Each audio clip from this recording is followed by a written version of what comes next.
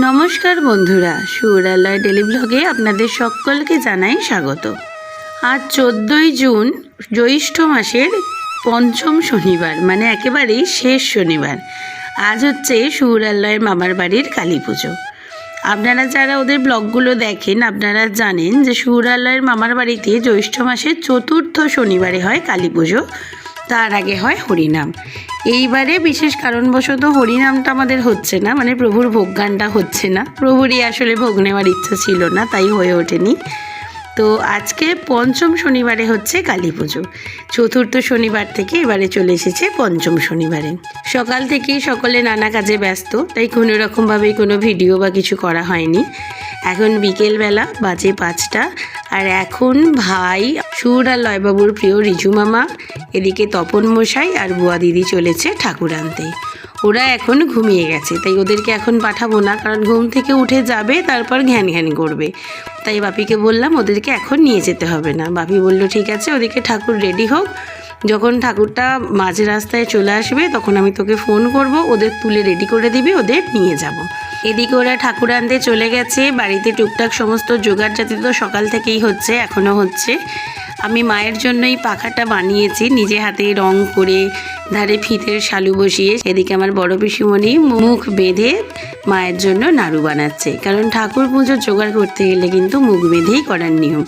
যদি কোনো কারণে কথা বলতে হয় তাহলে যাতে থুতু ছিটিয়ে তাতে না লাগে, সেজন্য। এই দেখুন, এখানে দুই ভাই বাপি, তপনদার ওদের বুয়া দিদি এসে গেছে। এখানে আমাদের মা তো একেবারে প্রস্তুত আসবেন বলে। আমরা ফোন করে বলে দিয়েছিলাম যে ঠাকুর রেডি করে রাখুন, আমরা গেলেই যেন তাড়াতাড়ি দিয়ে দেওয়া হয়।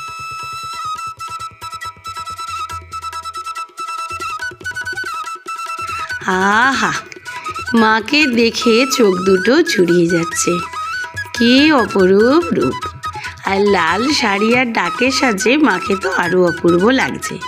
এই দেখুন, বুয়া দিদি প্রত্যেকবারে দায়িত্বে থাকে মাকে ধরে নিয়ে আসার।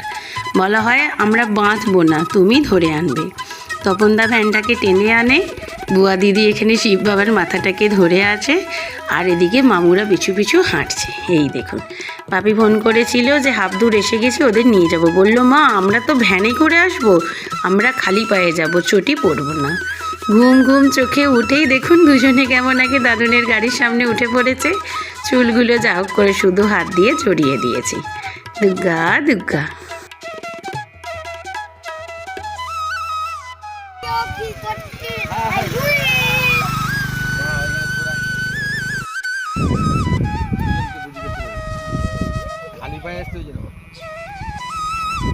এবার রাস্তা নামবে তো ওরকম না, সামনের দিকে দে, ওদেরকে সামনের দিকে দে, সামনে দে, না পড়ে যাবে।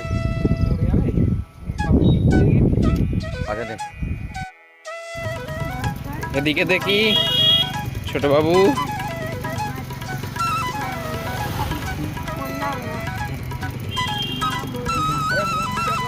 মুন্ডু পিছনে পিছনে আছে।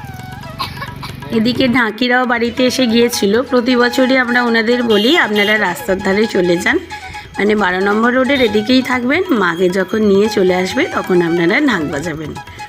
তো ইনারা চলে এসেছিলেন, মা আসছেন দেখেই ওনারা কিন্তু ঢাক ঢোল আর কাঁসর বাজাতে শুরু করে দিয়েছেন। মাকে একেবারে ঢাক বাজাতে বাজাতে বাড়ির মধ্যে নিয়ে আসা হবে। দেখুন না, 3 ভাই বোনে কেমন বসে আছে ভ্যানেতে, মাকে একেবারে গার্ড দিয়ে নিয়ে আসছে 3 জনে মিলে। এইবারে মা একেবারেই বাড়ির কাছে এসে গেছে, আর আমার মা তো আগে শাক নিয়ে চলে এসেছে রাস্তার কাছে। কারণ আমাদের বাড়ির মা হোক কিংবা বারোয়ারির রক্ষা মা, যখনই যে মাই আসে আমার মা কিন্তু এখানেই মাকে বরণ করে নেয় শাক বাজিয়ে। মায়েদিকে শাক বাজাচ্ছে, বোনেরাও চলে এসেছে, আমি একটু পিছিয়ে পড়েছিলাম। এই দেখুন, ঠাকুর এবার আমাদের বাড়ির দিকে চলেছে। মা যখন বাড়িতে আসে এরকম বাজে তার সঙ্গে ঢাকের বাদ দিই, তখন যে কি অদ্ভুত একটা আনন্দ হয় মনের মধ্যে, সেটা বলে বোঝাতে পারবো না। যে আসবে কি আসবে না, কি হবে না হবে করতে করতে অবশেষে মা এসে গেছে।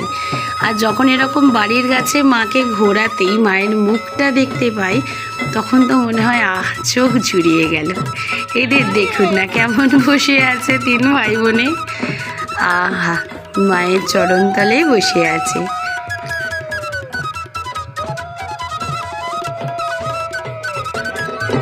এদিকে আমার ছোট পিসিমণি তো তাড়াতাড়ি করে ভ্যানে 3টে চাকায় আগে জল দিয়ে দিয়েছে, কারণ কেউ যখন তীর্থ করে আসে তখন যেমন তার চরণ ধুইয়ে দিয়ে প্রণাম করতে হয়, তেমন বাড়িতে মা আসুক, মানে কোনো দেবমূর্তি আসুক কিংবা নতুন বউ আসুক কিংবা কেউ কোনো শুভ কাজ থেকে আসুক, সেরকম তার বাহনে বা তার চরণে জল ঢেলে দিতে হয়।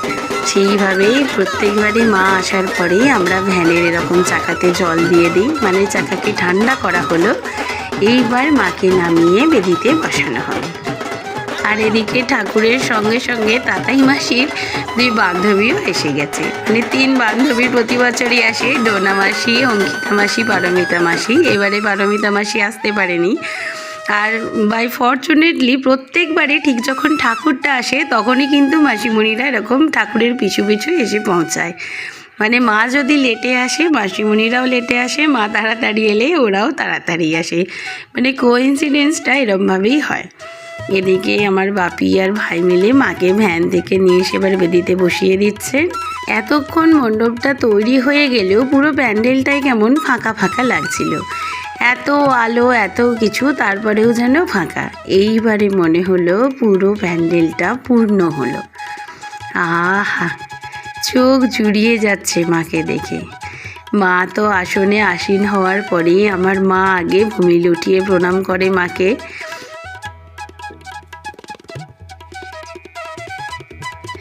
এদিকে তপন মশাই ব্যাগ থেকে মুন্ডমালা বার করে মায়ের হাতে বাঁধছে, সেটা 2 ভাই দেখতে ব্যস্ত। যে মা দেখো মুন্ডমালাটা কেমন নিয়ে এসছে। দুজনে তো হাত দিয়ে নাড়িয়ে দেখে ওদের মনের আশ আর মিটছে না, মানে যতক্ষণ না মাকে এখন সাজিয়ে গুজিয়ে চারদিক দিয়ে বাউন্ডারি দেওয়া হচ্ছে ততক্ষণ ওরা ওটাকে একবার করে দুলিয়েই যাবে। এবার শুরু হয়ে গেছে ফটোশ্যুট। দেখুন না 2 ভাই করে দাঁড়িয়েছে, চোখে মুখে এখনও ঠিকঠাকভাবে ঘুমের ঘোর ওদের কাটেনি। এদিকে দাদুন দিদুনও বসে পড়েছে। দাদুন ডাকছে এসো আমাদের সঙ্গে ছবি তোলো। সুরবাবুর এখনও ঠিকঠাকভাবে ঘুমটা কাটেনি বলে ও বলছে আমি এখন ছবি তুলবো না। একে দেখুন না, এই কিন্তু দাদুন দিদুনের সঙ্গে আজকে প্রচুর ছবি তুলেছে, মানে সকলের সঙ্গে আজকেও অনেক ছবি তুলেছে। এদিকে মাসিমণিরা প্রতি বছর ওদের জন্য 1 গাদা করে চকলেট, লেস, কুরকুরে, বিস্কিট এইসব জিনিস আনে।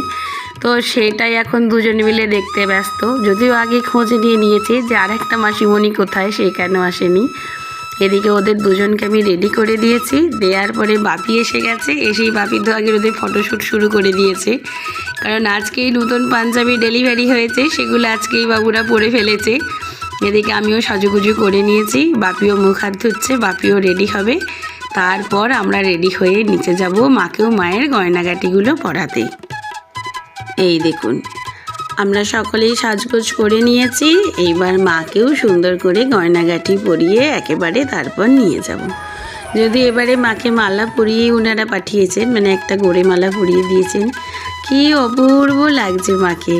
মানে তখন তো সামনে থেকে মন প্রাণ ভরে দেখেইছি, আর এখনও ভিডিওটা এডিট করতে গিয়ে দেখে মানে চোখ জুড়িয়ে যাচ্ছে। আহা, কি অপরূপ রূপ মা তোমার। একে একে মায়ের চরণে নূপুর, গলায় একটা ছোট হার, চোকার, লহরি, কানে কানপাশা আর সিথেতে একটা টায়রা টিকুলি ভরিয়ে দেওয়া হলো। নথটা দিয়েই দিয়েছিল, আমরা বলি নথটা দিলে একটু সুন্দর দেখে দেবেন। আর হাতগুলো একটু ফাঁকা আছে, মায়ের ইচ্ছা থাকলে আগামী বছর মায়ের 4টে হাতে 4টে চূড়ও আমরা নিয়ে আসবো। এদিকে আমি গয়না পরাচ্ছি আর চারদিকে প্রচুর ক্যামেরাম্যান। সুরাল্লাহের বাপিও কিছু ছবি তুলে দিচ্ছে, মাসিমণিরাও ছবি তুলছে, ভিডিও করছে। মাকে গয়নাগাটি পরানোর পরেই তো সকলে মিলে আগে প্রচুর ফটোশ্যুট করে নেওয়া হয়ে গেছে, যদিও তখন আর ভিডিও করা হয়নি। এদিকে সকলেরই গরম হচ্ছে, এখানে দেখুন মামা মাসিরা সবাই উপরে চলে এসেছে। ওদিকে মাসিমণি, মামা, সকলের বন্ধু বান্ধবরাও আসছে। এই দেখুন উপরে গিয়ে সকলে একটু হাওয়া খেয়ে ঠান্ডা হয়ে আমরা আবার চলে এসেছি নিচেতে, কারণ নিচেতে মা আছে, সকলে আসছে। আর এই দেখুন ওদের সেই ছোট্ট গুনগুনবুনি চলে এসেছে। গুনগুনবুনিকে দেখেছেন আপনারা বিকি মামার বিয়েতে।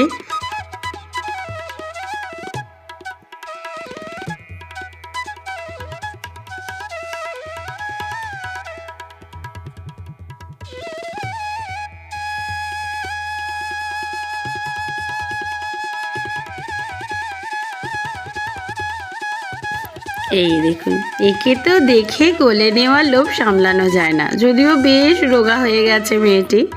এদিকে খেতে বসিয়ে দেওয়া হয়েছে, কারণ অনেকটা রাতও হয়ে যাচ্ছে, মামার বন্ধুরা সকলে আবার বাড়ি ফিরবে। আর এই দেখুন গুনগুনমণিকে বসিয়ে আমি তো কিছু ফটোশ্যুটও করে নিয়েছি। কি মিষ্টি লাগছে দেখুন না, মায়ের সামনে ছোট্ট এক মা, আর কি সুন্দর মিষ্টি করে তাকাচ্ছে, যদিও একটুও হাসছে না দেখছি। আর একে দেখুন, ঠাম্মি আসতেই ও তো আগে ঠাম্মির কোলে উঠে বসে পড়েছে। দাঁড়ান, ওদের একটু ভিতরে নিয়ে যাই, কারণ গরম হচ্ছে, দুজনেই ঘামছে। এই দেখুন, একদিকে আছে বুনি আর একদিকে আছে দাদা, দু ভাই বোনকে নিয়ে আমি এবার চললাম উপরে। দাদা কয়, এটা কি হয়েছে, এটা কি হচ্ছে? ঠাকুর মশাই এসেছে, দাদা বললো পদ্ম ফুল ফোটাবে, তুমি ফোটাবে? পদ্ম ফুল ফুটিয়ে ড্রেস চেঞ্জ করে ফেলবে? খাবে কখন? চলো খেয়ে। দাঁড়িয়ে নয়, বসে বসে বসে বসে দাঁড়াও, রাত্রিরে যখন বক্স বন্ধ করে তুমি দেবে। নিচে নয়, বুনি পড়ে গেলে মাথা ওপরে, বসে বসে বলে আমি একটু বুনিকে কোলে নিতে পারি। ভালো করে কোলে নাও, ভালো করে নিয়ে বসো। ওরে বুনি পড়তে যাবে, বসো আগে, বসো। ওরে বাবারে না, তুমি বাবু হয়ে বসো, তোমার কোলে বসিয়ে দিচ্ছি। হয়ে গেছে বুনি নেও।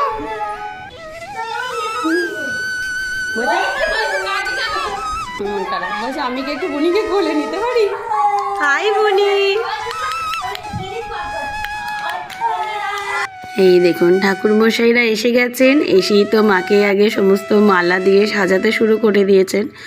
অনেকক্ষণ থেকে সুর আর লয়বাবুও বলছে যে কখন ঠাকুরমশাই আসবে, কারণ ওরা পদ্ম ফুল ফোটাবে। মানে লয়বাবুর তো ফুল ফোটাতে খুব ভালো লাগে, খালি বলছে মা কখন বাউন দাদুরা আসবে, আমরা এখানে ফুল ফোটাবো। এই দেখুন, ও আগেই এখানে বসে পড়েছে, ফুল ফোটাবে। এদিকে হুড়োহুড়ি করে চুলগুলোর অবস্থা করেছে দেখুন না, সুন্দর করে কোথায় বেঁধে দিলাম। একটু আগেই দেখলেন খাটের পাশে সরু জায়গাটায় সমস্ত কম্বলগুলো ফেলে ওখানে ওরা ক্যাম্প করে খেলা করছিল। সুর, লয়, ওদের বিতান দাদা, অলি দিদি। এই দেখুন, ছেলে আগে একটা ফুল নিয়ে বসে পড়েছে ফোটাতে, ফোটাচ্ছেও কিন্তু খুব সুন্দর। ও একটা একটা করে ফুল ফুটিয়ে দিচ্ছে, আর ওদের ঠাকুরমশাই দাদুনরা সেগুলো মায়ের চরণে, মায়ের বুকে, মায়ের হাতে চারদিকে সুন্দর করে সাজিয়ে দিচ্ছে।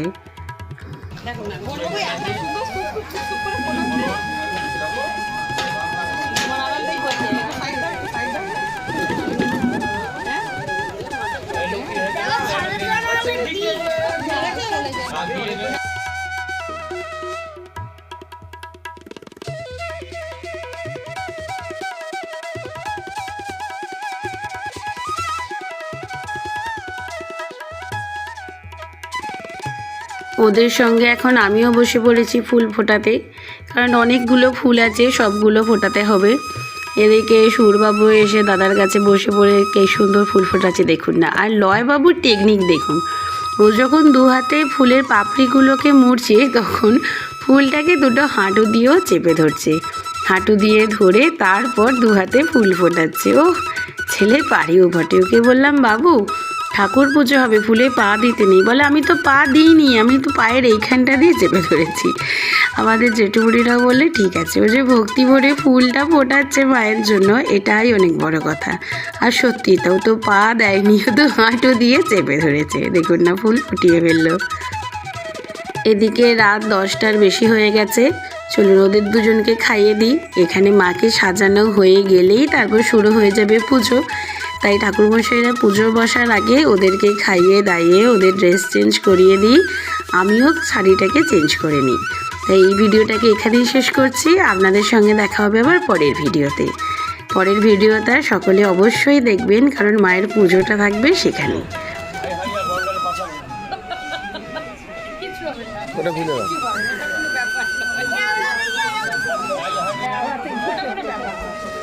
তো ভিডিওটাকে এখানেই শেষ করছি। আপনাদের সঙ্গে দেখা হবে আবার পরের ভিডিওতে। সবাই ভালো থাকবেন, সুস্থ থাকবেন, আর অবশ্যই আমাদের সঙ্গে থাকবেন।